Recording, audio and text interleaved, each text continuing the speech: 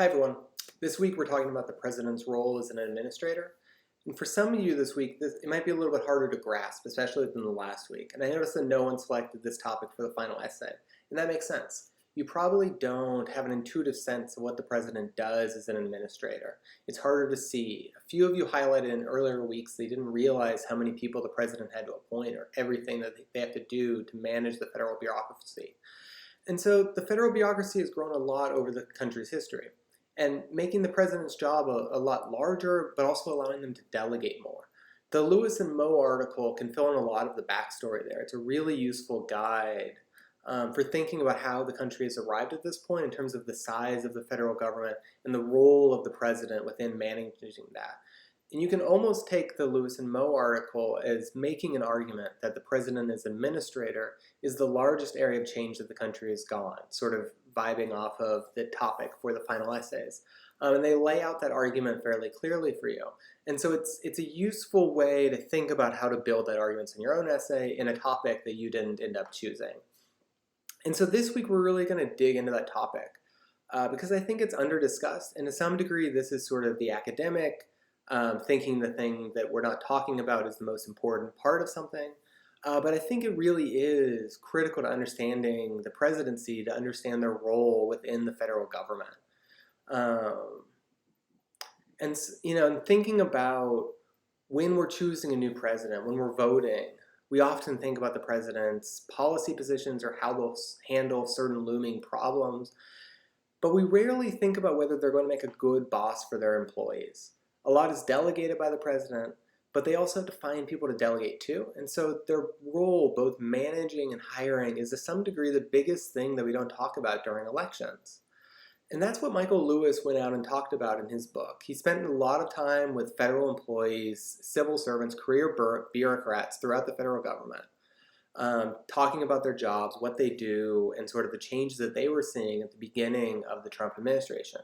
And we can only do one chapter from his book, The Fifth Risk, and I'd recommend reading the whole thing, especially in light of the country's current situation with shortages in key resources and unclear messaging. The book seems really prescient. He didn't write the book because of the crisis, but Michael Lewis was able to see these problems looming 2 years away. And I know that all of you are going to read every word that I assign this week, as you do every week, but I really, really recommend reading that chapter because it dives into how overlooked this aspect is and how important the president as an administrator can be within creating the tone of their administration. With the rest of the readings, we really get a few different arguments about specific aspects of being an administrator. How does the president handle the battle between administration and politics? The Pfeiffer article, I think I'm saying that right.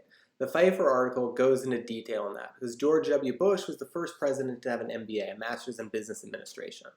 And he'd studied administration and how to manage bureaucracy as part of that program. And so he came in with this experience which he should have been able to bring to bear in running the federal government.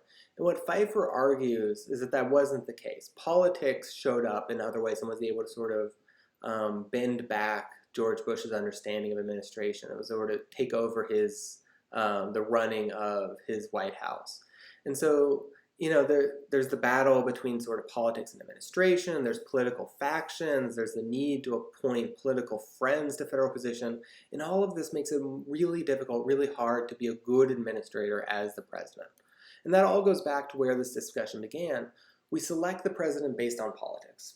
Politics sort of broadly defined in terms of their electability, their ability to get votes, campaigning, money, all of these different things. It's a popularity contest. At the end of that popularity contest, we asked them to run the biggest government in the country. And we didn't select them based on that. And so there are all these challenges when they get there that stem from their selection, the way that gets them to be able to do the job, that challenge their ability to actually perform. And so I think really the goal of this week is to maybe try and see if I can shift the way that you view the president. I grew up with JFK, John F. Kennedy, as an idol. And so when I was younger, I thought that the central task of a president was to give inspirational speeches. And now I'm much more concerned with whether they can keep the bureaucracy running so well that I don't have to think about it. And I think that's been part of the difficulty during the COVID-19 crisis, is we've all become painfully aware of government bureaucracy. And so I'm curious if I can get you to think about this other aspect of the job a little bit more, heading into the next election, but also sort of shaping the way that you view the office moving forward. I hope you enjoy the readings.